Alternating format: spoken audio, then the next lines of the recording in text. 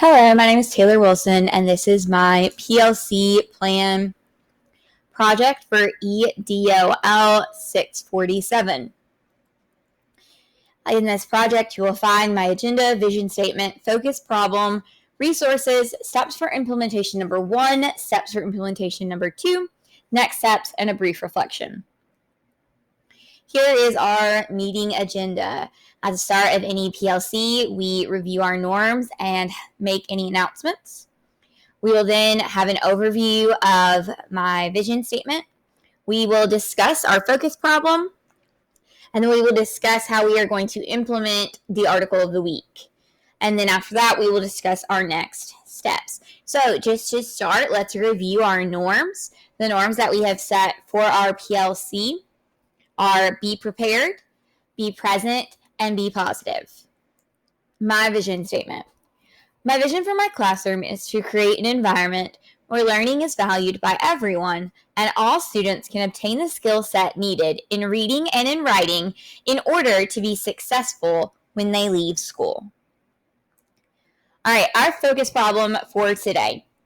Our students aren't exposed to high-level text frequently enough, and they lack substantial background knowledge.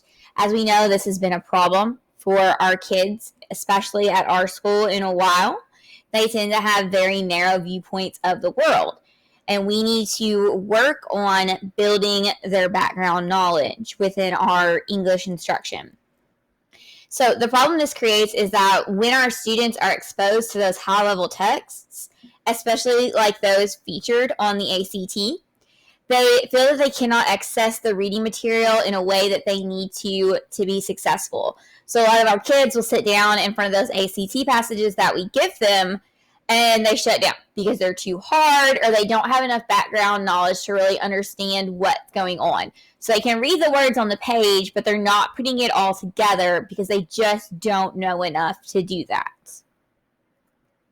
So our solution and our resources come from teacher Kelly Gallagher. You all know that I have been following him from a while. We've used a lot of his other resources from a couple of his different books in the past to kind of guide our instruction.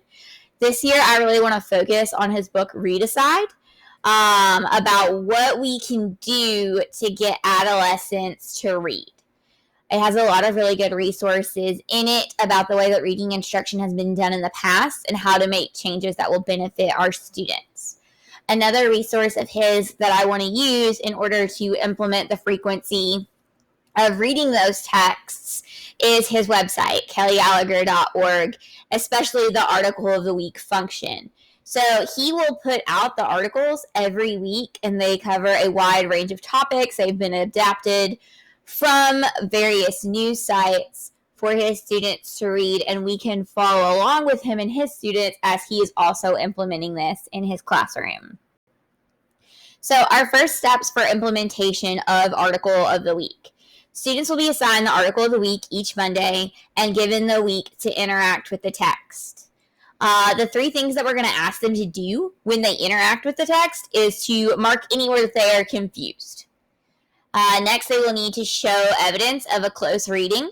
We've done a lot of annotation strategies, so this would be a great thing for them to go ahead and annotate that passage. And then they'll need to write a 1-page reflection on the article. So with that, we're looking, can they make connections to some of the things that they talk about in the article? What questions are they asking about what is happening in the article? What thoughts do they have? And then we're going to dedicate some time each Friday to discuss the article. The time dedicated on Fridays would be a really good time to ask them, what was hard about the article, especially with the reading, to see if they had any lacks in background knowledge that they need us to fill in. So after our first implementation, whenever we move on to the second round of implementing this will be after several weeks of getting them in the process of doing those weekly Article of the Weeks. So after we've exposed them to reading a variety of articles for a few weeks, hopefully they will have built up some background knowledge and strategies to help them understand complex texts. The focus of this work is to help students when they're encountering those materials on the ACT. So in order to assist them, we're going to add an additional multiple choice component on Fridays to be modeled after the same question types that ACT uses. So I know we're all really familiar with the 7 different question types, such as author's voice and method on the ACT. So we will work together weekly to create different multiple choice questions that kind of model after what the ACT asks them to do. So that way they can take what they've read in their high interest complex reading and then apply those questioning skills that we have taught them. So after we've done that for a while, we're going to move on, hopefully, and see if we need to implement any next steps. I would like for us, obviously, we don't have students right now, but once we do have students and we are able to look at their multiple choice data, we can better determine their needs. As we continue to work with our students, we need to be vigilant of any gaps in their collective background knowledge. So if we identify a collective need among our students, then we can start looking for articles to help support them and their needs. So if a lot of our students are lacking background knowledge, for instance, in reading scientific articles, we notice that they don't have a large schema for scientific concepts, or the way that they are written differently from more literary texts, then we can start pulling those types of articles and getting them in front of our kids more frequently to really focus on that skill set that it takes to read those. Eventually, our goal is to move away from these high-interest articles and give our students the complex passages from our ACT resources. Hopefully, this strategy will get them used to doing more reading, frequent reading, and then we kind of can wean them off of those high-interest articles into those more complex passages that they really don't enjoy reading right now. PLC reflection. As 11th grade English teachers, the ACT we know is a large component of what we work on in our PLC. Last year, we focused a lot on using data to drive our instruction, and that really helped our kids in the English section. I know that we saw a lot of gains among all of our students. The goal that we've really set for ourselves this year is working on those reading gains in the ACT. One thing that we have all noticed about our students is that they have very limited worldviews.